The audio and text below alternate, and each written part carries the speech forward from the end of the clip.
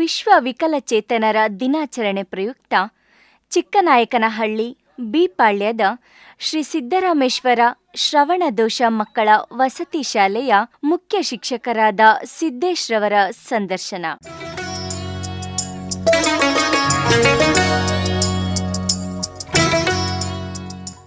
ಸಿದ್ದೇಶ್ ಅವರ ಈ ಕಾರ್ಯಕ್ರಮಕ್ಕೆ ಸ್ವಾಗತ. ನಮಸ್ತೆ ಸರ್. ಈ ಸಿದ್ದರಾಮೇಶ್ವರ ಶ್ರವಣದೋಷ ಮಕ್ಕಳ ಶಾಲೆನ ನೀವು ಎಷ್ಟು ವರ್ಷದಿಂದ ನಡೆಸ್ತಾ ಇದ್ದೀರಾ? 2016ರಿಂದ ಬಿಪಾಳ್ಯದಲ್ಲಿ ಸಿದ್ದರಾಮೇಶ್ವರ ಶ್ರವಣದೋಷ ಮಕ್ಕಳ ಶಾಲೆನ ನಡೆಸ್ತಾ ಇದ್ದೀವಿ ಸರ್. ಇದನ್ನ ಈ ಒಂದು ಶ್ರವಣದೋಷ ಶಾಲೆನ ನೀವೇ ಪ್ರಾರಂಭ ಮಾಡಿದ್ದ ಅಥವಾ ನಿಮ್ಮ ಪೂರ್ವಿಕರು ಅಥವಾ ನಿಮ್ಮ ತಂದೆ ಯಾರಾದರೂ ಪ್ರಾರಂಭ ಮಾಡಿಲ್ಲ? ಇಲ್ಲ ಸರ್, 2016ರಲ್ಲಿ ನಾವು ಶ್ರವಣದೋಷ ಮಕ್ಕಳ ಶಾಲೆನ ಪ್ರಾರಂಭ ಮಾಡಿದ್ವಿ. ಪೂರ್ವಿಕರು ಯಾರೂ ಮಾಡಿರಲಿಲ್ಲ. ನಮ್ಮಲ್ಲಿ 2016ರಲ್ಲಿ ನಾವೇ ಪ್ರಾರಂಭ ಮಾಡಿದ್ವಿ ಸರ್ ಶಾಲೆನ. ನಮ್ಮ ತಂದೆ, ತಾಯಿ, ನಾನು 3 ಜನ ಸೇರಿ ಒಂದು ವಿಶೇಷ ಶಾಲೆ ಮಾಡಬೇಕು ಅನ್ನೋ ಕಲ್ಪನೆನೂ ಇರಲಿಲ್ಲ. ಅದ್ರ ಬಗ್ಗೆ ಅರಿವು ಇರಲಿಲ್ಲ ನಮಗೆ. ನನಗೆ ನಮ್ಮ ಚಿಕ್ಕಪ್ಪ ಅವರು ರಾಣೆಬೆನ್ನೂರಲ್ಲಿ ಸೇವಾಂತರ ಸಂಸ್ಥೆ ನಡೆಸ್ತಾರೆ. ಅವರು ಈ ಶ್ರವಣದೋಷದ ಬಗ್ಗೆ ವಿಶೇಷ ತರಬೇತಿ ನನಗೆ ಕರೆದು ಅವ್ರ ಕಾಲೇಜಲ್ಲಿ ಕೊಡಿಸಿದ್ರು. ಆ ನಂತರ ನಾವು ಒಂದು ಶಾಲೆನ ಇಲ್ಲೇ ಮಾಡಬೇಕು ಅಂತ ಯೋಚನೆ ಮಾಡಿ ನಮ್ಮ ಭಾಗದ ಗ್ರಾಮೀಣ ಭಾಗದ ಮಕ್ಕಳಿಗೆ ನಾವು ಇದ್ರ ಬಗ್ಗೆ ತರಬೇತಿ ಕೊಡ್ಬೋದಲ್ವಾ ಅಂತ ಅವ್ರನ್ನ ಕೇಳಿದಾಗ, ಹೌದು ಸಂತೋಷ ಮಾಡು, ಈ ಥರ ಫೀಲ್ಡಿಗೆ ಬರೋದು ತುಂಬ ಕಡಿಮೆ, ನಿನ್ಗೇನು ಆಸಕ್ತಿ ಇದೆ ಮಾಡ್ತೀನಿ ಅಂತ ಪ್ರಾರಂಭ ಮಾಡು ಅಂತ ಅವರು ನನಗೆ ಮಾರ್ಗದರ್ಶನ ಮಾಡ್ತಾ ಬಂದರು. ಅಲ್ಲಿಂದ ಪ್ರಾರಂಭ ಮಾಡಿ. ಈ ಸಿದ್ದರಾಮೇಶ್ವರ ಶ್ರವಣದೋಷ ಮಕ್ಕಳ ಶಾಲೆ ಇದೆಯಲ್ಲ, ಈ ಶಾಲೆ ಎಲ್ಲಿಂದ ಇಲ್ಲಿವರೆಗೂ ಅಂದರೆ 1 to 10th ಇದೆಯಾ, 1 to 5 ಇದೆಯಾ? ಅಂದರೆ 2016ರಲ್ಲಿ ಪ್ರಾರಂಭ ಮಾಡಿದ್ವಿ. 2017-18ಕ್ಕೆ ಮಾನ್ಯ ನಿರ್ದೇಶಕರು ವಿಕಲಚೇತನರ ಹಾಗೂ ಹಿರಿಯ ನಾಗರಿಕರ ಸಬಲೀಕರಣ ಇಲಾಖೆ ಬೆಂಗಳೂರು ಇವರು 2017-18ನೇ ಸಾಲಿಗೆ 1ನೇ ತರಗತಿ ಪ್ರಾರಂಭ ಮಾಡಲಿಕ್ಕೆ ಸ್ವಾಭಾವಿಕ ಬೆಳವಣಿಗೆ ಅಂತ ಅನುಮತಿ ಕೊಟ್ಟರು. ಅಂದರೆ 1ನೇ ತರಗತಿ, 2018-19ಕ್ಕೆ 2ನೇ ತರಗತಿ, ಈ ರೀತಿ ಪ್ರತಿ ವರ್ಷ ಒಂದೊಂದೇ ತರಗತಿ ತೊಗೊಂಡು ಬಂದು ಈ 2025-26ನೇ ಸಾಲಿನಲ್ಲಿ 9ನೇ ತರಗತಿ ನಡೆಸ್ತೀವಿ. ಅಂದರೆ 1ರಿಂದ 9ನೇ ತರಗತಿ ಈ 2025-26ನೇ ಸಾಲಿನಲ್ಲಿ ನಡೀತಾ ಇದೆ. ಅಂದರೆ ಮುಂದಿನ ಸಾಲಿಗೆ 26-27ನೇ ಸಾಲಿಗೆ 10ನೇ ತರಗತಿಗೆ ನಾವು ಅನುಮತಿ ತಗೋಬೇಕಾಗುತ್ತೆ. ಪ್ರತಿ ವರ್ಷ ದಾಖಲಾತಿಯ ಪ್ರಮಾಣ ಹೇಗಿದೆ? ಕಡಿಮೆ ಆಗ್ತಿದೆಯಾ, ಜಾಸ್ತಿ ಆಗ್ತಾ ಇದೆಯಾ? ಅದು ಕೆಲವು ಸರಿ ಪ್ರತಿ ವರ್ಷ ಅಡ್ಮಿಷನ್ಸ್ ಬರ್ತಾ ಇತ್ತು.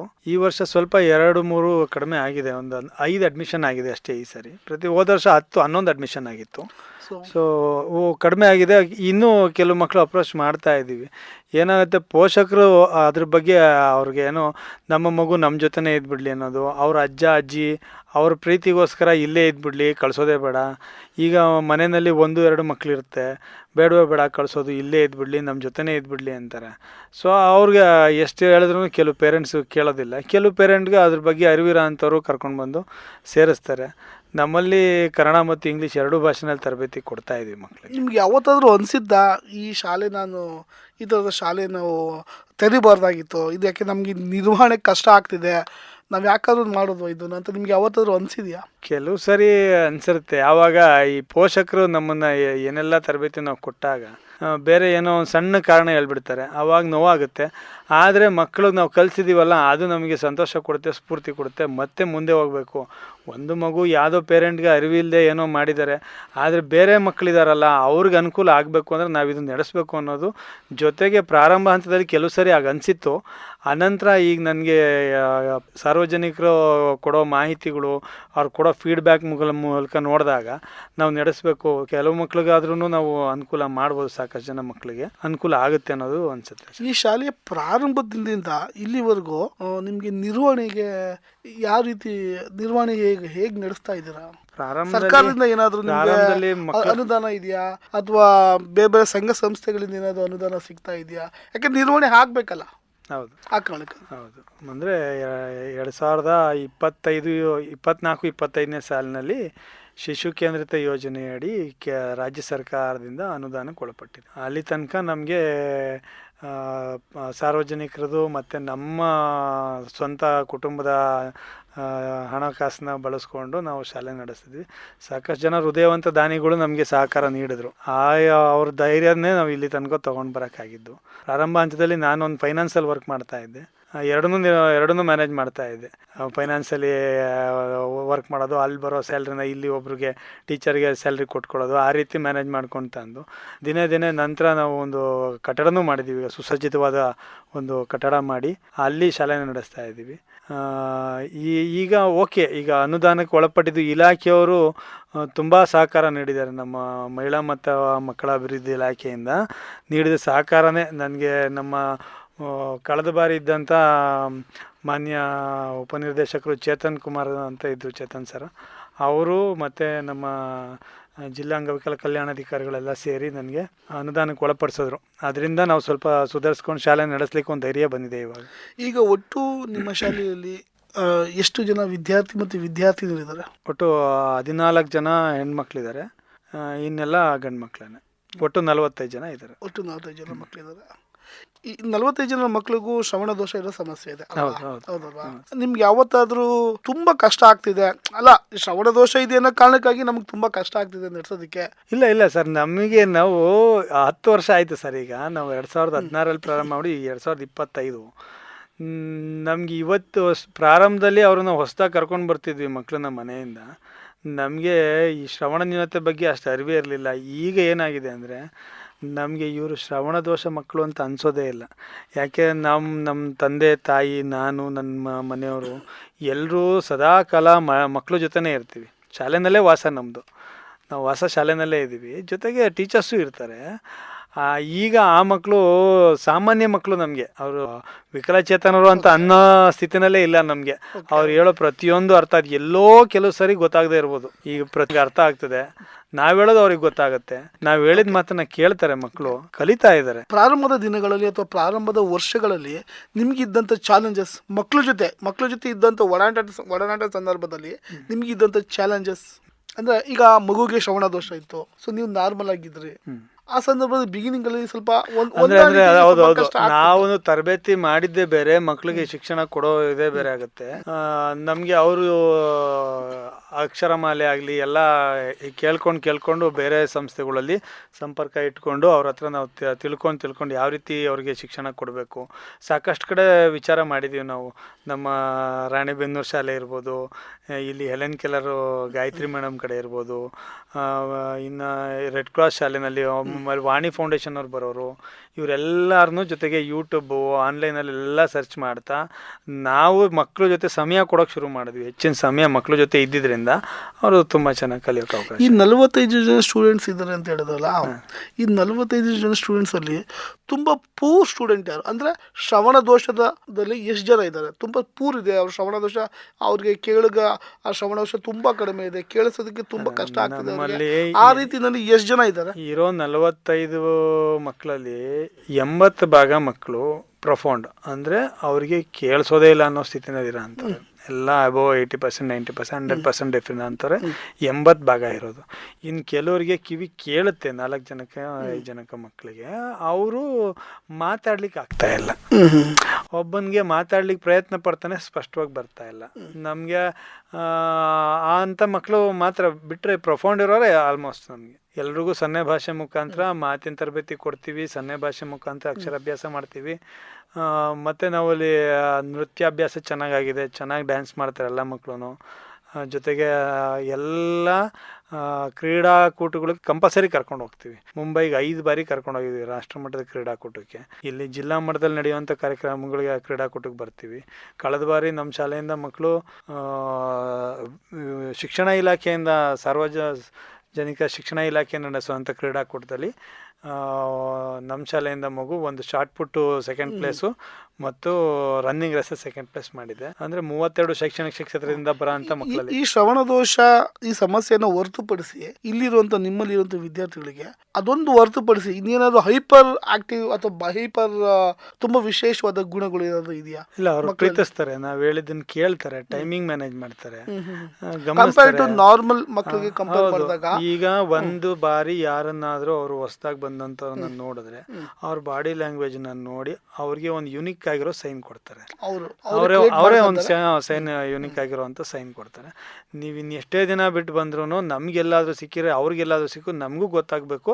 ಅಷ್ಟು ಯುನಿಕ್ ಆಗಿ ಆ ಸೈನ್ ಮಾಡಿ ಇಂಥವ್ರೆ ಸಿಕ್ಕಿದ್ರು ಹೀಗೆ ಆಯ್ತು ಖಂಡಿತ ಹೇಳ್ತಾರೆ. ಸೊ ಅದು ವಿಶೇಷವಾದ ಗುಣ ಅವ್ರ ಹತ್ರ ಇರೋದು.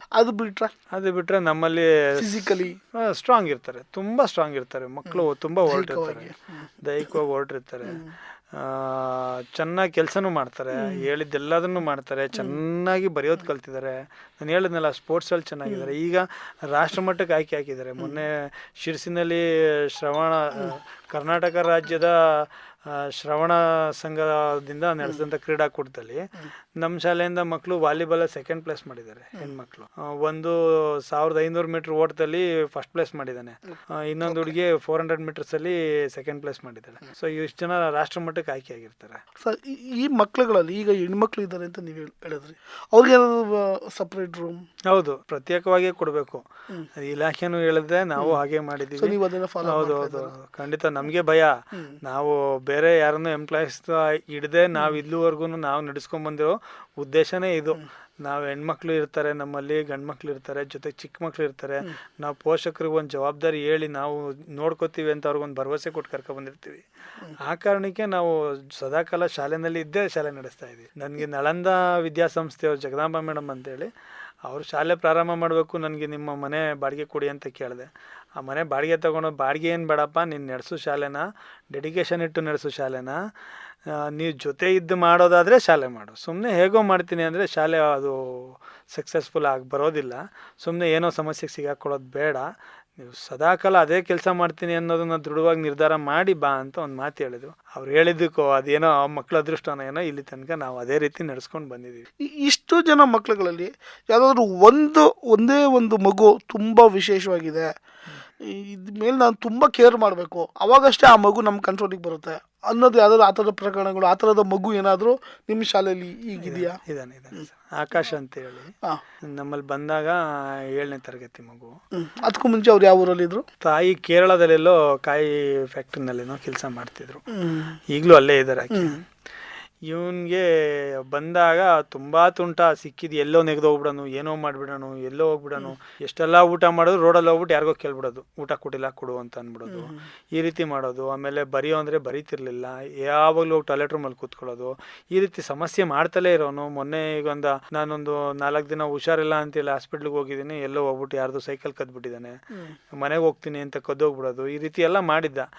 ಈಗ ಅವ್ರ ತಾಯಿನೂ ಕರೆಸಿ, ನೋಡಿ ಈ ಥರ ಎಲ್ಲ ಆಗುತ್ತೆ, ಇವನೇನೋ ತೊಂದರೆ ಆಗುತ್ತೆ, ನಮಗೂ ತೊಂದರೆ, ಅವನಿಗೂ ತೊಂದರೆ, ಅದಾಗಬಾರ್ದು ಅಂತ ಅವ್ರ ತಾಯಿನೂ ಕರೆಸಿ, ನನ್ನ ಮಗು ಬೇಡ, ನಿನ್ನ ಮಗು ಕರ್ಕೊಂಡೋಗು ಅನ್ನೋ ಥರ ನಾನು ಮಾಡಿ ಅವ್ರ ತಾಯಿಗೆ ಆಚೆ ಕಳಿಸಿ, ನೀವು ನಿನ್ಲಿ ನಾನು ಕರ್ಕೊಂಡೋಗಲ್ಲ ಅಂತೇಳಿ, ಶಾಲೆಯವರು ಬೇಡ ಅಂತಾರೆ, ನಾನು ಕರ್ಕೊಂಡೋಗಲ್ಲ ಅಂತೇಳಿ ಅಂತ ಏನೋ ಒಂದು ವಾತಾವರಣ ಕ್ರಿಯೇಟ್ ಮಾಡಿ ಈಗ ಇದ್ದಾನೆ, ಆರಾಮಿದ್ದಾನೆ, ಚೆನ್ನಾಗಿ ಕಲ್ತಿದ್ದಾನೆ.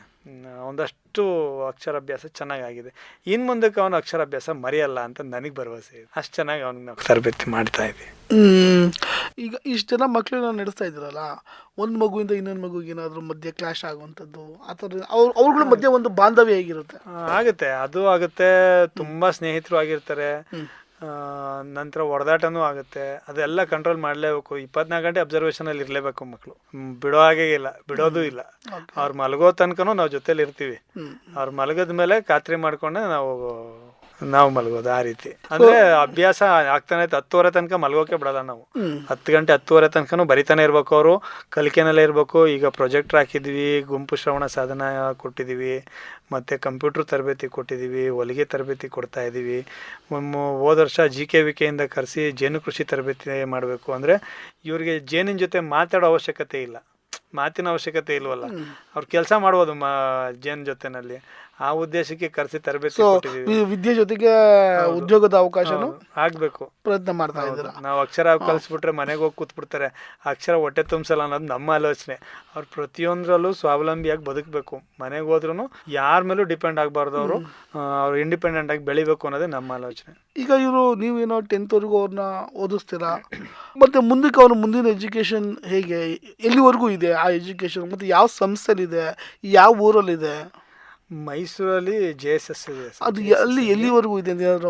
ಡಿಪ್ಲೊಮಾ ಇದೆ, 3 ವರ್ಷ ಕೋರ್ಸು, 3 ವರ್ಷ ಆಫ್ಟರ್ 10 ಅಂದ್ರೆ 10ನೇ ತರಗತಿ ಅದರಲ್ಲಿ 7 ಡಿಪಾರ್ಟ್ಮೆಂಟ್ ಇದೆ. Electronic and communication, computer application, jewel designing. ಅದು ಸ್ಪೆಷಲಿ ಫಾರ್ ಶ್ರವಣ ದೋಷ. ಹೌದೌದು, ಫಿಸಿಕಲಿ ಡಿಫ್ರೆಂಟ್ ಏಬಲ್ಡ್ ಅಂತಾನೆ ಅದು ಮಾಡಿರೋದು ಅವರು. ಅವ್ರಿಗೆ ಮಾತ್ರ ದಾಖಲಾತಿ. ಹೌದು, ದಾಖಲಾತಿ ಉಚಿತ. ಇಲ್ಲ, ಫೀಸ್ ತಗೋತಾರೆ. ಅಂದ್ರೆ ಕೆಲವ್ರಿಗೆ ಫ್ರೀ ಸೀಟು ಆಗುತ್ತೆ, ಕೆಲವ್ರು ಪೇಮೆಂಟ್ ಕೊಟ್ಟು ಹೋಗ್ಬೇಕಾಗತ್ತೆ. ಬಟ್ ಅವ್ರಿಗೆ ಸ್ಕಾಲರ್ಶಿಪ್ಸ್ ಬರುತ್ತೆ, ಅವಕಾಶಗಳು ಇರೋ ಅಂಥವ್ರಿಗೆ. ಆ ರೀತಿ ಹೇಳಿದ್ದಾರೆ. ನಾವು ಹೋಗಿದ್ದೀವಿ, ವರ್ಕ್ಶಾಪ್ಗೆ ಹೋಗಿದ್ದೀವಿ, ಸಂಸ್ಥೆ ನೋಡಿ. ನಮ್ಮ ಮಾಚೇನಹಳ್ಳಿದೊಂದು ಹುಡುಗಿ ಅವ್ರ ತಂದೆ ತೀರ್ಕೊಂಡ್ಬಿಟ್ರು. ಪಾಪ ಅವ್ರ ತಂದೆಗೆ ಹೇಳಿದ ಮಾತು ಕೇಳಿದ್ರು. ಆಗೋದೇ ಇಲ್ಲ ಅನ್ನೋ ಸ್ಥಿತಿನಲ್ಲಿ ನಾನು ಸೇರ್ಸೋದೇ ಇಲ್ಲ ಅನ್ನೋರು ನನ್ನ ಮಾತು ಕೇಳಿ ಕರ್ಕೊಂಡೋಗಿ ಅಲ್ಲಿಗೆ ಸೇರಿಸಿದೆ. ಈ ವರ್ಷ ಆಕೆದು ಡಿಪ್ಲೊಮಾ ಮುಗಿತಾ ಇದೆ. ನನಗೆ ಅದೊಂದು ಸಂತೋಷ ಇದೆ. ಆ ಹುಡುಗಿ ಬಂದಿದ್ದಕ್ಕೆ, ನಮ್ಮ ಸಂಪರ್ಕ ಬಂದಿದ್ದಕ್ಕೆ, ಡಿಪ್ಲೊಮಾ ಮಾಡ್ತಿದ್ದಾಳೆ. ಆಫ್ಟರ್ ಡಿಪ್ಲೊಮಾ ಈಗ ನಮ್ಮಲ್ಲಿ ಒಂದು ಹುಡುಗಿ ಟೀಚರಾಗಿ ತೊಗೊಂಡಿದ್ದೀನಿ, ಸ್ಪೆಷಲ್ ಎಜುಕೇಟರ್ನ, ಬಿಂದು ಅಂತ. ಸೊ ಆಕೆ JSS ಡಿಪ್ಲೊಮಾ ಮುಗಿಸಿ ಮತ್ತೆ ಮೈಸೂರಲ್ಲೇ ಸ್ಪೆಷಲ್ ಎಜುಕೇಟರ್ ಆಗಿ ಟ್ರೈನಿಂಗ್ ಮುಗಿಸಿ ಗೌರ್ಮೆಂಟ್ ಕಾಲೇಜಲ್ಲೇ ಈಗ ನಮ್ಮಲ್ಲಿ ಟೀಚರ್ ಆಗಿ ಬಂದಿದೆ. ಮಧ್ಯದಲ್ಲೇ ಬಿಟ್ಟು ಹೋದಂತೆ ಯಾರು ವಿದ್ಯಾರ್ಥಿಗಳಿದಾರ? ಅಂದ್ರೆ ಬೇರೆ ನಮ್ಮ ಅಪ್ಪ ಅಮ್ಮ ಇಲ್ಲ ನಾವು ಸಾಕಂತೀವಿ ಅಂತ ಇಲ್ಲ, ಆ ರೀತಿ ಯಾರು ಹೋಗಿಲ್ಲ. ಬೇರೆ ಶಾಲೆಗಳಿಗೆ ಹೋಗಿದ್ದಾರೆ. ರೆಡ್ ಕ್ರಾಸ್ ಶಾಲೆಗೆ ಹೋಗಿದ್ದಾರೆ ಒಂದಿಬ್ರು 3 ಜನ ಮಕ್ಕಳು. ಸರ್ಕಾರಿ ಶಾಲೆಗೆ ವಾಪಸ್ ಹೋಗಿದ್ದಾರೆ. ಒಂದು ಕಡಬಾದೊಂದು ಹುಡುಗಿ ಸ್ವಲ್ಪ ಚೆನ್ನಾಗಿ ಮಾತಾಡೋಕೆ ಕಲ್ತ್ಕೊಂಡ್ಲು. ಅವಳನ್ನೆಲ್ಲ ಸರ್ಕಾರಿ ಶಾಲೆಗೆ ಸೇರಿಸ್ಕೊಂಡು. ಅವ್ರು ಯಾವತ್ತಾರು ನಿಮ್ಗೆ ಸಿಕ್ಕಿದ್ರ ಮಧ್ಯದಲ್ಲಿ? ಸಿಗ್ತಾರೆ, ಗುರ್ತು ಮಾತಾಡಿಸ್ತಾರ, ರಿಪ್ಲೈ ಮಾಡ್ತಿರ್ತಾರೆ. ಚೆನ್ನಾಗಿ ಡ್ಯಾನ್ಸ್ ಮಾಡ್ತಿದ್ದಾರೆ ಮಕ್ಕಳು, ಚೆನ್ನಾಗಿ ಕಲಿತಿದ್ದಾರೆ, ನೋಡ್ತಾ ಇರ್ತಾರೆ. ವಾಟ್ಸಪ್ಪಲ್ಲೆಲ್ಲ ಸ್ಟೇಟಸ್ ಅದೆಲ್ಲ ರಿಪ್ಲೈ ಮಾಡ್ತಾರೆ. ಅವಾಗ ಸ್ವಲ್ಪ ಖುಷಿ ಆಗುತ್ತೆ, ಏನಾದರೂ ಒಂದು ಹೇಳ್ತಾರಲ್ಲ ಬೇರೆ. ಸರ್, ಈಗ ಬಹಳ ಪ್ರಮುಖವಾದ ಪ್ರಶ್ನೆ. ಈಗ ಮಾಮೂಲಿ ವಿದ್ಯಾರ್ಥಿಗಳಿಗೆ ಅಂದರೆ ಶ್ರವಣ ದೋಷ ಇಲ್ದಲೇ ಇರೋಂತಹ ಮಕ್ಕಳಿಗೆ ಬೋರ್ಡ್ ಮೇಲೆ ಬರೀತಾರೆ, ಅಥವಾ ಹೇಳಿದ್ದು ಕೇಳಿಸ್ಕೊಂತಾರೆ, ಅಥವಾ ಇನ್ನೇನೋ ಒಂದು ಪ್ರೊಡಕ್ಟಲ್ಲಿ ಕೇಳಿಸ್ಕೊಂತಾರೆ, ಅಥವಾ ಸೌಂಡ್ಸಲ್ಲಿ ಕೇಳಿಸ್ಕೊಂತಾರೆ. ಅವ್ರಿಗೆ ಆ ಮುಖಾಂತರ ಅರ್ಥ ಮಾಡಿಸೋ ಪ್ರಯತ್ನ ಬೇರೆ ಬೇರೆ ಟೀಚರ್ಸ್ಗಳು ಮಾಡ್ತಾ ಇರ್ತಾರೆ. ಈಗ ನೀವು ಈ ಥರ ಮಕ್ಕಳಿಗೆ ಯಾವ ರೀತಿ ಅವ್ರಿಗೆ, ಈಗ ಮ್ಯಾಥಮೆಟಿಕ್ಸ್ ಆಗಿರ್ಬೋದು ಅಥವಾ ಹಿಸ್ಟ್ರಿ ಆಗಿರ್ಬೋದು, ಅದನ್ನೆಲ್ಲ ಹೇಗೆ ಅರ್ಥ ಮಾಡಿಸೋಂಥ ಪ್ರಯತ್ನ ಮಾಡ್ತೀರಾ ಶ್ರವಣ ದೋಷ ಮಕ್ಕಳಿಗೆ? ನಮ್ಮ ಶ್ರವಣ ದೋಷ ಮಕ್ಕಳಿಗೆ ನಾವು ಚಿತ್ರಗಳು ಬರೆಯೋದ್ರ ಮುಖಾಂತರ ಪ್ರಾಕ್ಟಿಕಲ್ ಆಗೇ ತೋರಿಸ್ಬೇಕು. ಪ್ರತಿಯೊಂದನ್ನ ಮಕ್ಕಳಿಗೆ ಪ್ರಾಕ್ಟಿಕಲ್ ಆಗೇ ಟೀಚ್ ಮಾಡ್ತೀವಿ. ಸನ್ನೆ ಭಾಷೆ ಮುಖಾಂತರ ತರಬೇತಿ ಕೊಡ್ತೀವಿ. ಡ್ರಾಯಿಂಗ್ ಟೀಚರ್ ಇದ್ದಾರೆ ನಮ್ಮಲ್ಲಿ, ಡ್ರಾಯಿಂಗ್ ಬರೆದು ಅದ್ರ ಮುಖಾಂತರನೂ ಟೀಚ್ ಮಾಡ್ತಾರೆ. ಅದು ಬಿಟ್ರೆ ಈಗ ನಾನು ಹೇಳ್ತಾ ಇರೋದು, ಈಗ ನೀವೇನೋ ಡ್ರಾಯಿಂಗ್ ಮುಖಾಂತರ ಎಲ್ಲ ಟೀಚ್ ಮಾಡ್ತೀವಿ ಅಂತ ಹೇಳ್ತಾ ಇದ್ದೀರಾ. ಮಕ್ಳಿಗೆ ಅರ್ಥ ಆಗಿದೆ ಅಂತ ನೀವು ಹೆಂಗೆ ಅದನ್ನು ಎನ್ಶೂರ್ ಮಾಡ್ಕೊಂತೀರಾ? ಟೆಸ್ಟ್ ಕೊಡ್ತೀವಿ ಸರ್. ನಾವು ಪ್ರಶ್ನೆಗಳನ್ನ ಬರಿತೀವಿ, ಅದಕ್ಕೆ ತಕ್ಕಂತೆ ಉತ್ತರ ಬರೀತಾರೆ. ಅದನ್ನ ನಾವು ಸನ್ನೆ ಭಾಷೆ ಮುಖಾಂತರ ಏನು ಬರ್ದಿದ್ಯಾ, ಏನು ಬರ್ದಿದೆ ಪ್ರತಿಯೊಂದು ಕೇಳ್ತಾ ಹೋಗ್ತೀವಿ. ಎಲ್ಲದನ್ನು ಅವ್ರು ಸೆಂಡ್ ಮಾಡಿ ಪ್ರತಿಯೊಂದು ಇದೇ ರೀತಿ ಇದೆ ಅಂತ ನಮಗೆ ರಿಪ್ಲೈ ಮಾಡ್ತಾರೆ. ಜೊತೆಗೆ ನಾವು ಅವ್ರಿಗೆ ಸನ್ನೆ ಭಾಷೆ ಮುಖಾಂತರ ಕಲಿಸ್ತಾ ಹೋದಾಗ ಅವ್ರಿಗೆ ನೀವು ಕೇಳಿದ್ರಲ್ಲ ಮ್ಯಾಥ್ಸು, ಸೈನ್ಸ್, ಇದೆಲ್ಲದನ್ನು ಡ್ರಾಯಿಂಗ್ ಚೆನ್ನಾಗಿ ಮಾಡ್ತಾರೆ, ಕಲರ್ಸ್ ಮಾಡ್ತಾರೆ. ನಮ್ಮಲ್ಲಿ ಮಕ್ಕಳಿಗೆ ಫಸ್ಟು ಅವ್ರ ಬಯೋಡೇಟಾ, ನಂತರ ಬಾಡಿ ಪಾರ್ಟ್ಸು 54 ತನಕ, 54, 60 ತನಕ ಕೆಲವರು ಬಾಡಿ ಪಾರ್ಟ್ಸು ಕನ್ನಡ ಇಂಗ್ಲೀಷ್ 2 ಲ್ಯಾಂಗ್ವೇಜಲ್ಲಿ ಬರೀತಾರೆ. ಇಂಥದ್ದೇ ಅಂತ ಹೇಳ್ತಾರೆ. Vegetables, fruits, animals, birds, colours, 31 ಜಿಲ್ಲೆ ಹೆಸರುಗಳನ್ನೂ ಬರೀತಾರೆ. ಅವನ್ನ ಸನ್ನೆ ಭಾಷೆ ಮುಖಾಂತರ ಹೇಳ್ತಾರೆ ಇಂಥದ್ದೇ ಅಂತ ಹೇಳಿ. ಬೆಂಗಳೂರು ಹೇಗೆ ತೋರಿಸ್ಬೇಕು ಆ ರೀತಿನೂ ಹೇಳ್ತಾರೆ. ತುಮಕೂರು ಹೇಗೆ ತೋರಿಸ್ಬೇಕು, ಕೃಷ್ಣನ್ ತೋರಿಸಿ ಉಡುಪಿ ಅಂತ ಹೇಳೋದು, ಒನಕೆ ಓಬವ್ವನ್ ತೋರಿಸಿ ಚಿತ್ರದುರ್ಗ ಹೇಳೋದು. ಈ ರೀತಿ ಪ್ರತಿಯೊಂದನ್ನು ಸನ್ನೆ ಭಾಷೆ ಮುಖಾಂತರ 31 ಜಿಲ್ಲೆ ಹೆಸರು ಬರೀತಾರೆ, 30 ರಾಜ್ಯ ಹೆಸರುಗಳನ್ನು ಬರೀತಾರೆ, 9 ಗ್ರಹಗಳ ಹೆಸರು ಬರೀತಾರೆ, 7 ಖಂಡಗಳ ಹೆಸರು ಬರೀತಾರೆ, ಕಾಂಟಿನೆಂಟ್ಸ್. ಪ್ರತಿಯೊಂದು ಈ ರೀತಿ ಸನ್ನೆ ಭಾಷೆ ಮುಖಾಂತರ ಹೇಳ್ತಾರೆ. ನಾವು ಕೆಲವೊಂದು ಪದಗಳನ್ನ ಬರೆಸ್ಬಿಡ್ತೀವಿ. ಸೊ ಅವರಿಗೆ ಗೊತ್ತಾಗಿಲ್ಲ, ಆ ಪದದ ಅರ್ಥ ಗೊತ್ತಿಲ್ಲ. ನಾವೇನು ಮಾಡಿದ್ವಿ, ಒಂದು ಕಂಪ್ಯೂಟರ್ ಕೊಟ್ಟಿದ್ದೀವಿ, ಇಂಟರ್ನೆಟ್ ಕೊಟ್ಟಿದ್ದೀವಿ, ಅಲ್ಲೋಗಿ ಗೂಗಲ್ ಸರ್ಚ್ ಕೊಡ್ತಾರೆ, ಇಮೇಜಲ್ಲಿ ಬರುತ್ತೆ. ಮ್ಯಾಕ್ಸಿಮಮ್ ಆಫ್ ಸಿಗುತ್ತೆ. ಕೆಲವು ಆಕ್ಟಿವ್ ವರ್ಬ್ಸ್ ಆ ಥರ ಸಿಗದೆ ಇರ್ಬೋದು. ಮ್ಯಾಕ್ಸಿಮಮ್ ಆಗಿ ಈಗ ಯಾವುದೋ ಒಂದು ಪದ, ಈಗ ಮೈಕ್ ಅಂದರೆ ಗೊತ್ತಿಲ್ಲ, ಬರೆಸ್ಬಿಟ್ಟಿರ್ತೀವಿ ನಾವು. ಸೊ ಅದನ್ನು ಹೋಗಿ ಸರ್ಚ್ ಮಾಡ್ತಾರೆ, ಅದೆಲ್ಲ ಹೇಳ್ಕೊಟ್ಟಿದ್ದೀವಿ. ಸೊ ಹಾಗೆಲ್ಲ ಹೋಗಿ ಸರ್ಚ್ ಮಾಡಿ ಮೈಕ್ ಚಿತ್ರ ಬರುತ್ತೆ, ಮೈಕ್ ಅಂದರೆ ಇದು, ಆ ರೀತಿ ಎಲ್ಲ ಚಿತ್ರಗಳು ನೋಡೋದನ್ನು ನಾವು ತರಬೇತಿ ಮಾಡಿದ್ದೀವಿ ಮಕ್ಕಳಿಗೆ. ಇಲ್ಲಿ ಈ ಒಂದು ಶಾಲೆಯಲ್ಲಿ, ಸಿದ್ದರಾಮೇಶ್ವರ ಶ್ರವಣ ದೋಷ ಮಕ್ಕಳ ಶಾಲೆಯಲ್ಲಿ ಸ್ಟಾಫ್, ಅಂದರೆ ಟೀಚಿಂಗ್ ಸ್ಟಾಫ್ ಎಲ್ಲದಕ್ಕೂ, ಎಲ್ಲ ಸಬ್ಜೆಕ್ಟ್ಗೂ ಇದೆಯಾ?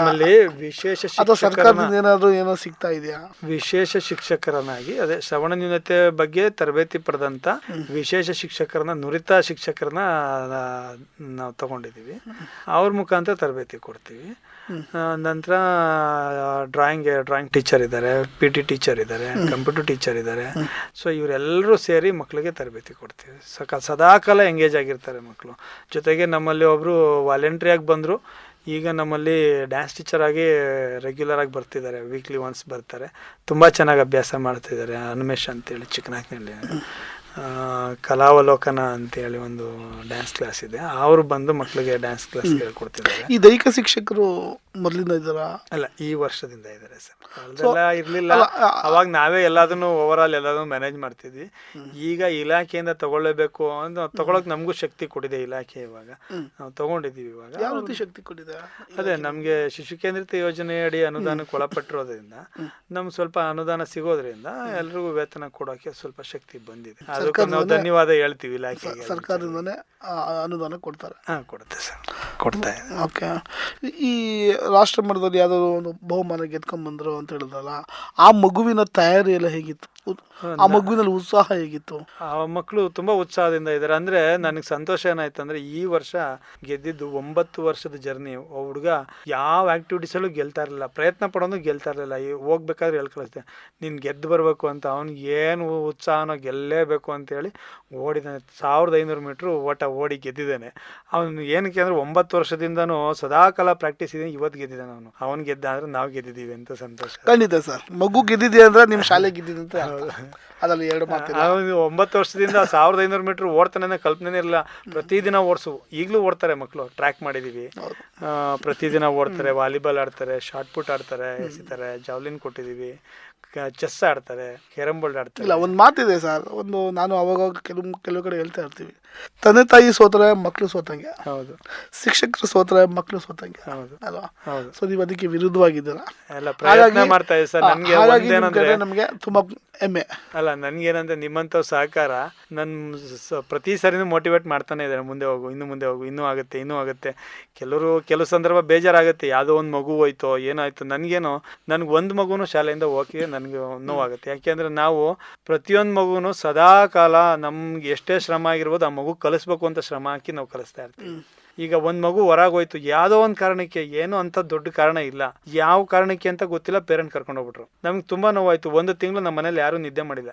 ಈಗ ಅದು ಬೇರೆಯವ್ರ ಮಗು ಆಗಿರ್ಬೋದು, ಬಟ್ ನಮ್ಮ ಶಾಲೆನಲ್ಲಿ ನಾವು ಆ ರೀತಿ ನೋಡಿದ್ವಿ. ಮತ್ತೊಂದು ಪ್ರಮುಖವಾದ ಪ್ರಶ್ನೆ, ಈಗ ನಿಮ್ ಶಾಲೆಯಲ್ಲಿ ಹೆಣ್ಮಕ್ಳು ಇದಾರೆ ಅಲ್ಲ, ಪ್ರೌಢ ವ್ಯವಸ್ಥೆಗೆ ಬಂದಂತ ಹೆಣ್ಮಕ್ಳು ಇದಾರೆ ಸರ್? ಪ್ರೌಢ ವ್ಯವಸ್ಥೆ ಬಂದಿರೋ ಹೆಣ್ಮಕ್ಳು ಇದಾರೆ ಸರ್? ಓಕೆ. ಸೊ ಬರುವಂತ ಹೆಣ್ಮಕ್ಳು ಇದ್ದಾರೆ. ಸೊ ಅವ್ರಿಗೆಲ್ಲ ಯಾವ ರೀತಿ ವ್ಯವಸ್ಥೆ ಇದೆ ನಿಮ್ಮ ಶಾಲೆಯಲ್ಲಿ? ಸಪ್ರೇಟ್ ಆಗಿ ಬೋರ್ಡಿಂಗ್ ಕೊಟ್ಟಿದೀವಿ, ಪ್ರೈವೇಟ್ ಆಗಿ ಅವ್ರಿಗೆ ಪ್ರತ್ಯೇಕವಾಗಿ ವಸತಿ ಕೊಟ್ಟಿದೀವಿ. ಸೊ ಕೇರ್ ಆಗಿ ನೋಡ್ಕೋತಾರೆ. ನಮ್ಮ ಮನೆಯವರು ಇರ್ತಾರೆ, PT ಟೀಚರ್ ಇರ್ತಾರೆ, ಜೊತೆಗೆ ಸ್ಪೆಷಲ್ ಎಜುಕೇಟರ್ ಬಿಂದು ಇರ್ತಾರೆ, ವಾರ್ಡನ್ ಇರ್ತಾರೆ, ಕೇರ್ ಮಾಡ್ತಾರೆ. ಎಲ್ಲ ಮಹಿಳೆಯರನ್ನೇ ತಗೊಂಡಿದೀವಿ ಸರ್. ಬಾಯ್ಸ್ ತಗೊಂಡಿದ್ವಿ. ಒಬ್ಬ ಡ್ರಾಯಿಂಗ್ ಟೀಚರು ರಾಜೇಶ್ ಅಂತ, ಪಾಪ ತನಗೇನೋ ಸಮಸ್ಯೆ ಬರಲಿಲ್ಲ. ಪದೇ ಗ್ಯಾಪ್ ಆಗ್ತಾನೆ ಇತ್ತು. ನನಗೆ ಯಾಕೋ ಸಮಾಧಾನ ಆಗಲಿಲ್ಲ, ಬರ್ತಾ ಇಲ್ಲ. ಈಗ ಲೇಡಿನೇ ಒಬ್ರು ನಮ್ಮ ಹತ್ರದವರೇ, ಪಕ್ಕದವ್ರನ್ನವರೇ ಬಂದಿದ್ದಾರೆ. ಸೊ ಅವ್ರಿಗೆ ಅವಕಾಶ ಆಗಿದೆ, ಅವರು ಚೆನ್ನಾಗಿ ಟೀಚ್ ಮಾಡ್ತಿದ್ದಾರೆ. ಓಕೆ ಸಿದ್ದೇಶ್ ಅವರೇ, ನಿಮ್ಗೆ ಅದೇ ಒಳ್ಳೇದು ಮಾಡಲಿ ಅಂತ. ನಿಮ್ಮ ಸಾಧನೆ ಬಗ್ಗೆ ಬಹಳ ಖುಷಿ. ಇನ್ನೂ ಸಾಧನೆ ಇಲ್ಲ ಸರ್, ಇನ್ನೂ ಇದು ನೀವು ನಿಮ್ಮ ದೊಡ್ಡ ಮನಸ್ಸದು ಅಷ್ಟೇ. ನಿಮ್ಮ ಈ ಒಂದು ಸಾಧನೆ ಯಾರು ಇಂಥ ದೊಡ್ಡ ಸಾಹಸ ಕೈ ಇಡುವಂಥ ಪ್ರಯತ್ನ ಮಾಡಲ್ಲ. ಹಾಗಾಗಿ ಇದೊಂದು ದೊಡ್ಡ ಸಾಧನೆ ಮಾಡ್ತಾ ಇದ್ದಾರೆ. ನಿಮಗೆ ನಿಮ್ಮ ಕುಟುಂಬಕ್ಕೆ ಅದೇ ಒಳ್ಳೇದು ಮಾಡಲಿ ಅಂತ ಆಶಿಸ್ತಾ ಈ ಕಾರ್ಯಕ್ರಮನ ಇಲ್ಲಿಗೆ ಮುಗಿಸ್ತಾ ಇದ್ದೀನಿ. Thank you.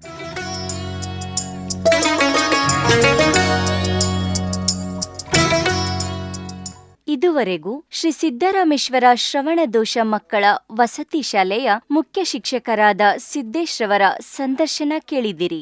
ಸಂದರ್ಶಿಸಿದವರು ರಾಘವ. ಇದು ರೇಡಿಯೋ ಸಿದ್ಧಾರ್ಥದ ಕೊಡುಗೆ.